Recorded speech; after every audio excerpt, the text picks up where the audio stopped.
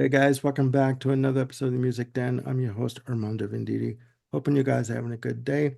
We are back with episode 13 for our 31 Perfect Albums. I am joined again by Mr. Bill Schuster. How's it going, Bill? Doing well, Armando. How about yourself? Doing okay for a rainy day here in Edmonton. I hate the rain. Also joined by Mr. Ken Cheshire. How's it going, Ken? Going well. Good to see you guys. Good to see you. Good to be seen.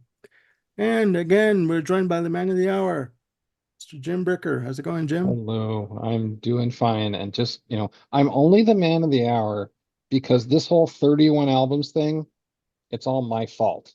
Was my idea. So It was a good idea, but yes, it was your fault. It is your fault for this. So, yes, But look only what if I've dragged you all into. exactly. This black hole of 31 albums. Ladies and gentlemen, as I said, we are on day 13 of our 31 albums list. We have each picked albums that we think are perfect, top to bottom. Again, all killer, no filler. And again, this has been a very hard list for some of us to do. We've had to edit, put stuff in, take stuff out, rearrange it, dissect it. But overall, we're having a good time, right? So to kick things off, I will, as I see on my screen, I'll pass the virtual mic down to Bill Schuster, and he will give us his pick for day 13.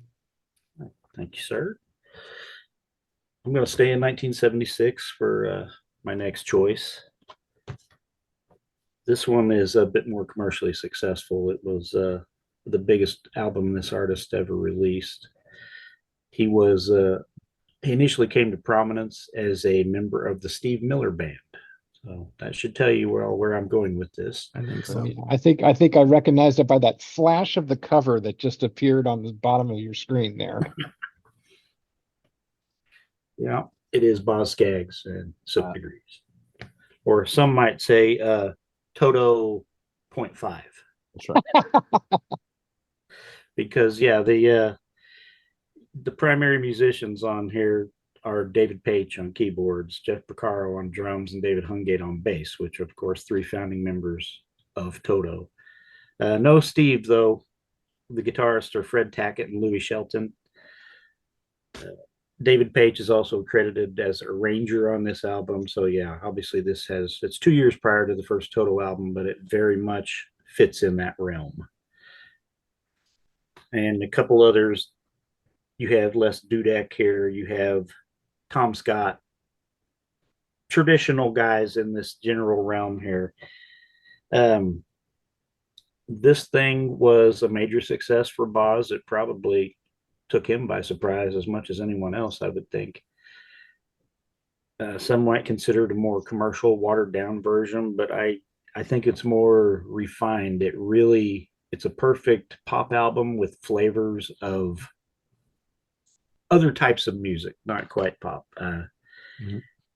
It's just a really well played and well recorded studio album by a bunch of pros that could end up sounding lifeless, but it doesn't because Boz carries it off. I mean, if you know some of his prior career to this with Steve Miller Band and stuff like, the Duane Allman appearances have been mentioned before. Loan Me a Dime with Duane playing on that epic Boz Scaggs track is a good example.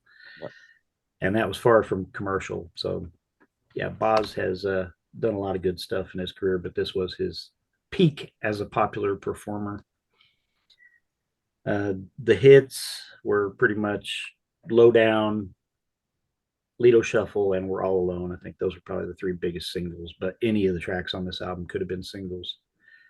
It plays great as an album. You see, the front cover has the hand with the red nail polish here. The back cover, Boz is gone, but the hand was still there. I'm not quite sure the significance of that, if any.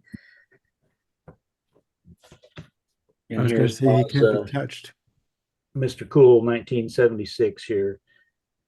Look at that collar. Oh yeah, I'm surprised there's not a big gold chain hanging down in there. That's right. It's probably under the shirt. I was gonna say, Yeah, that's the soulful Mr. Boz Scaggs with possibly the greatest pop album of 1976, Silk Degrees. And what an apt title. Silk Yeah. fits it very well. It's Yeah. very smooth, but It- not Yeah. bad with it. This is I think this could definitely fit in the yacht rock category. Very Oh. much so. Very much so. I do remember You're All Alone, and I love that song. I have the album actually, and remember it appearing on quite a few compilations, K-Tel and otherwise, and Mhm. on 8-track compilations as well. So you get to that song and then you hear the click because you'd have to go over to the next program, like it would be cut in half or whatever. Like, you're ruining a song here. It's like Yeah. it's that good. It's that good. No, it's a good choice. It's a good choice. All right, we're gonna move over to Ken. Okay, I'm going to cover an artist that we've already covered, but again with a different album, and that's from March 28th, 1980, Duke by Genesis. This was my second Genesis album. My first was, and then there were three. And I really don't remember why I bought that album, but uh, I liked it so much. It's like, okay, there's a new Genesis album. I'm going to buy that too. Um, I love the production by David Henschel and the band on this. The sound is opened up a little bit more to me. Mhm. Whereas I love the earlier Genesis albums and I have them all in multiple formats. I've never been really wild about the mix of them.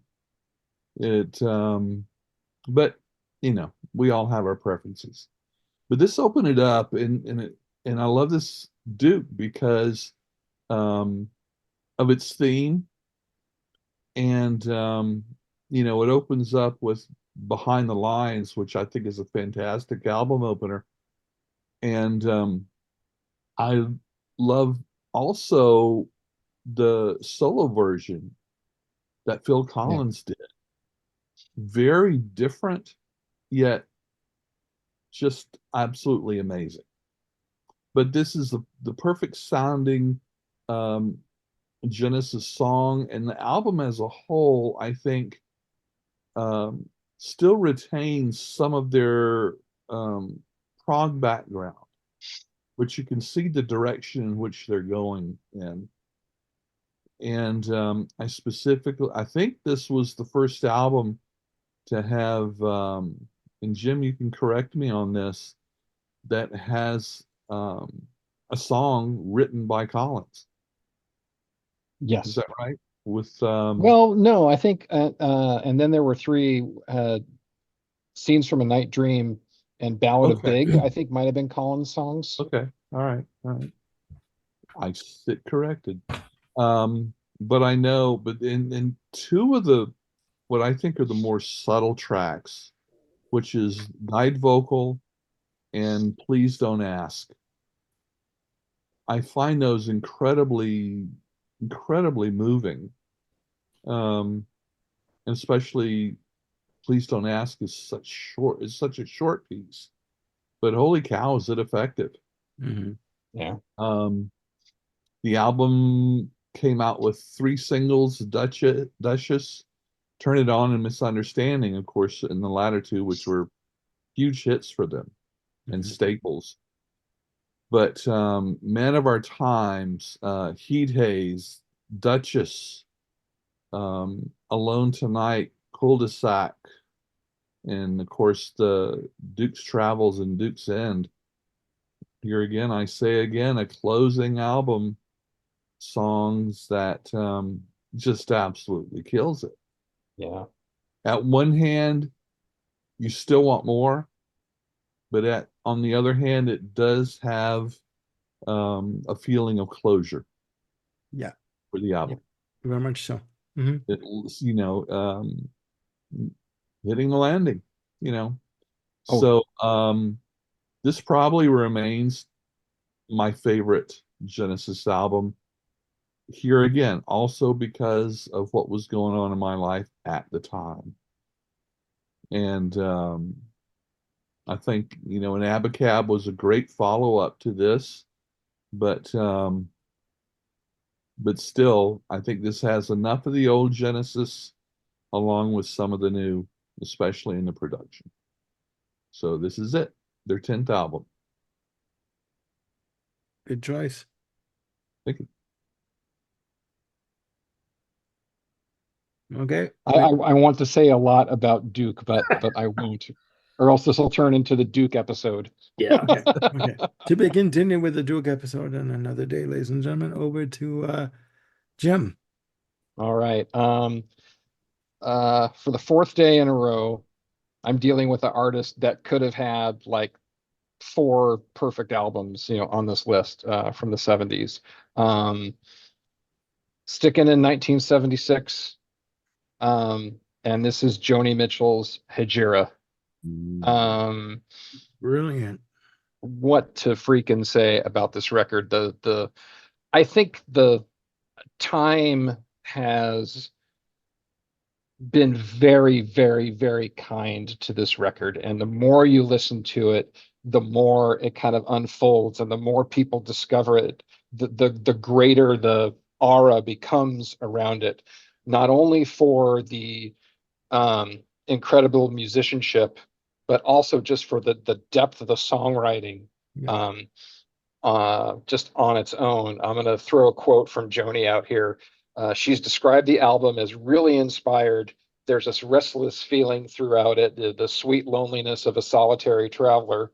And she said that I suppose a lot of people could have written a lot of my other songs, but I feel the songs on Hejira could only have come from me.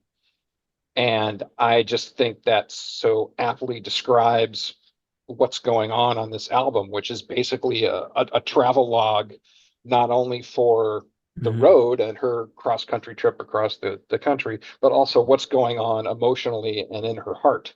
Um, to me, this is just absolute peak Joni Mitchell.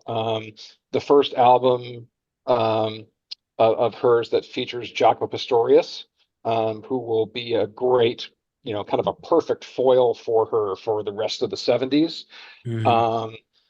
It's just poetic. I mean, I think, Bill, was it you who had Carole King's Tapestry?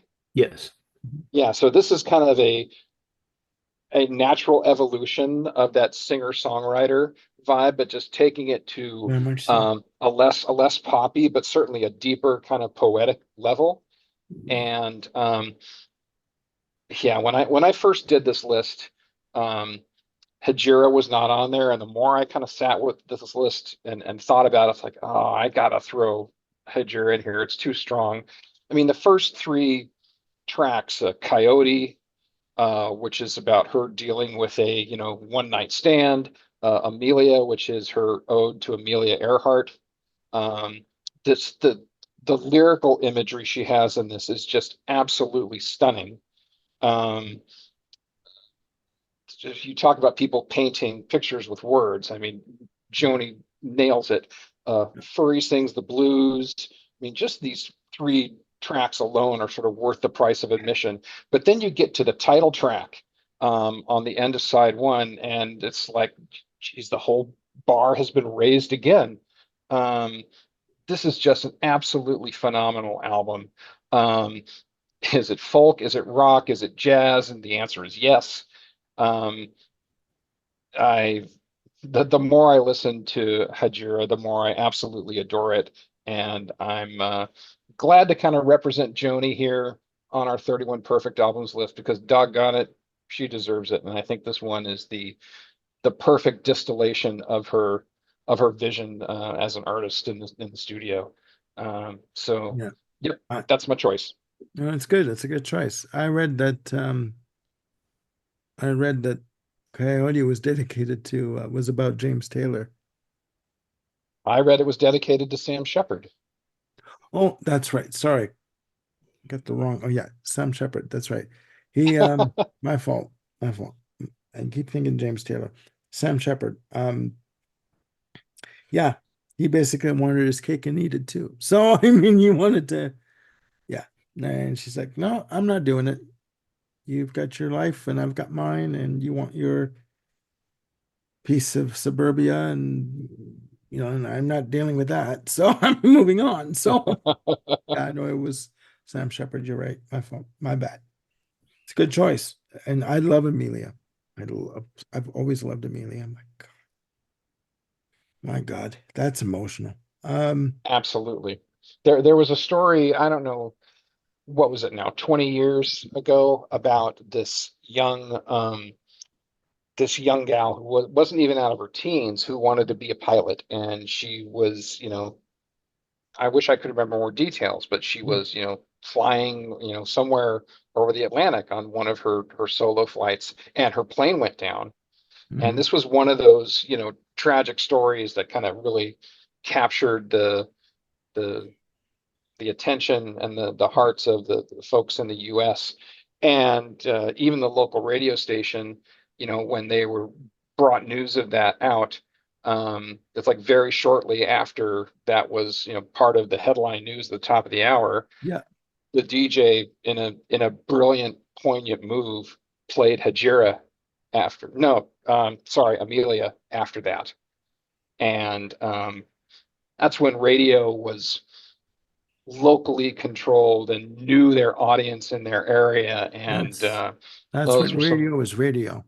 abso-freaking-lutely. I remember when radio was good. Yeah.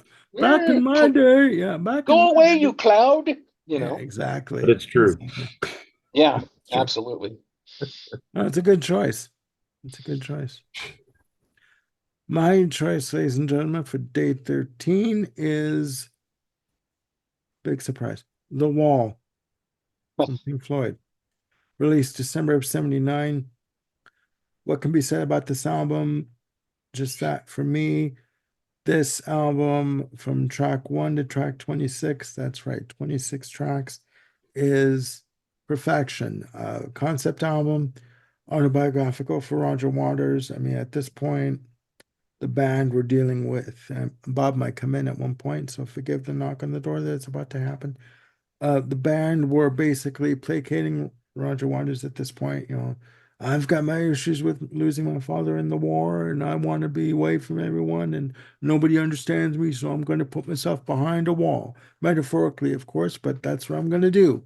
But musically, you cannot deny that this is a fantastic album.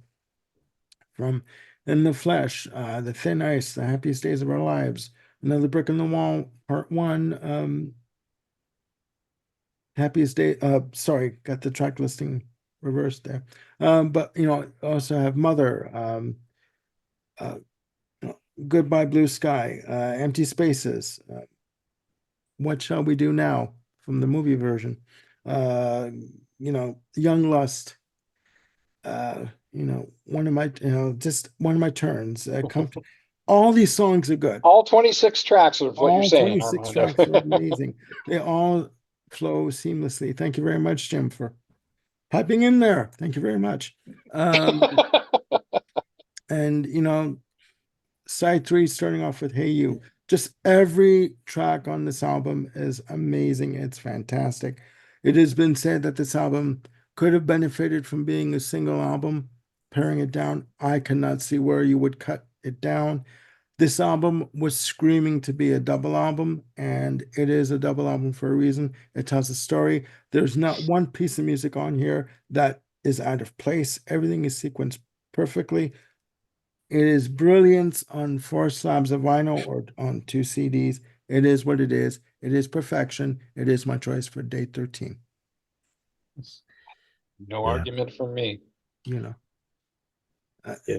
If anyone wants to hear me bloviate about this album, look up our episode we did, Is This a Masterpiece, about this very specific album, and we go on and on. So I'll leave it at that. Yes, and a little footnote, Is This a Masterpiece was the very first episode that Bill and I did together. Way back when we were young, back in the young days when we started. back when I was younger, that kind of thing, Yep.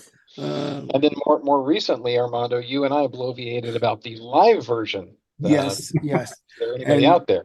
just a quick note, thank you for everyone who, by the time you've seen the episode would have been up for quite a few days, and at this point it's getting a lot of traction. And Jim and I thank you very much for that. It was a good show to do.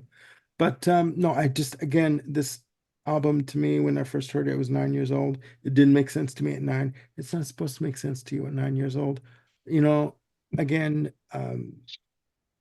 it is for me 4 sides of perfection. There's not one track I would skip ever, ever.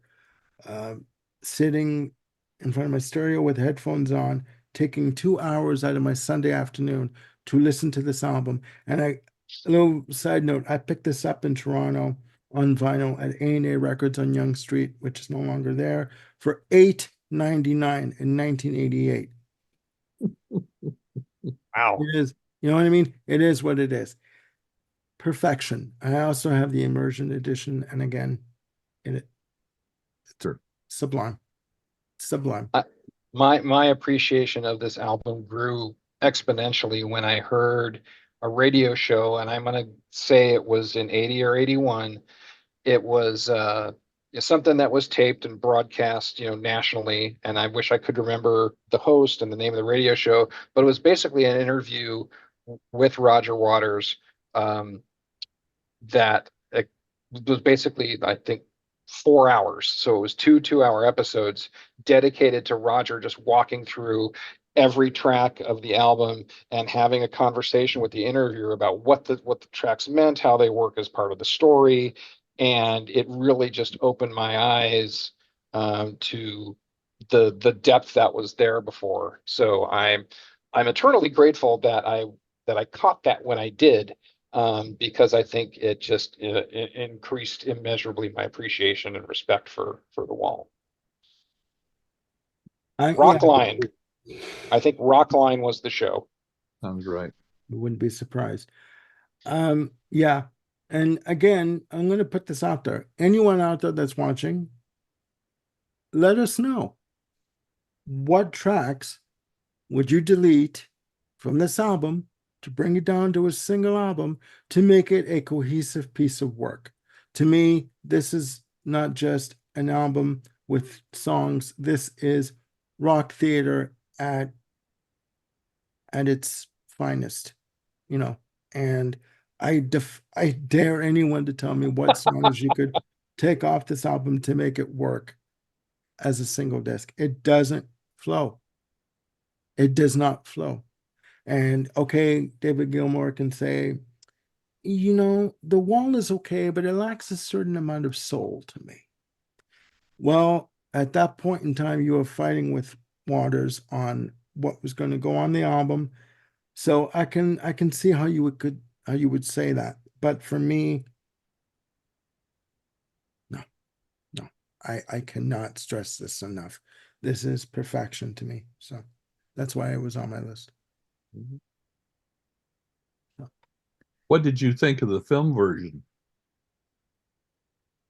I liked it. I don't like the fact that they deleted out "Hey You," because they felt that they were going through the rushes one day, and they felt Roger Waters and Alan Parker thought that it was too long. It didn't need to be there. You know what? You're going through the album from In the Flesh to, side 3. So what are you doing? Why are you taking out "Hey You"? But I thought it was great. I thought it was great. What was your opinion on it? I liked it, and where I grew up, that was one of the um, they rotated several movies out at the theater for midnight showings on the weekends, Friday night and Saturday night, the midnight, Ah, and that was one that was very popular for that. Absolutely, I love to see the animation and all of that on a big screen, and of course the music coming through those big speakers. So yeah, yeah, fantastic. Yeah, I think it was just sublime. I'm sorry, I'm biased. Okay, it's the way it is. With this album, I mean, the original title for this album was Bricks, right? And the idea for it, and obviously turn into the wall. And okay, it is my perfect album for day 13. So there you have it, folks. Our day 13 of our 31 perfect albums. Again, I want to thank my three co-hosts for this episode and for this adventure, and it is an adventure. Again, in the comments below, please put down what you think, your opinion of your perfect album. Any decade, any genre, it doesn't matter. We just, again, would like to get your thoughts and views on these albums and these episodes that we're doing, because we're having fun doing them. So I want to thank Bill, Ken, and Jim for joining me on this episode and this adventure, and we will see you soon with another episode, episode 14 coming up. Bye for now.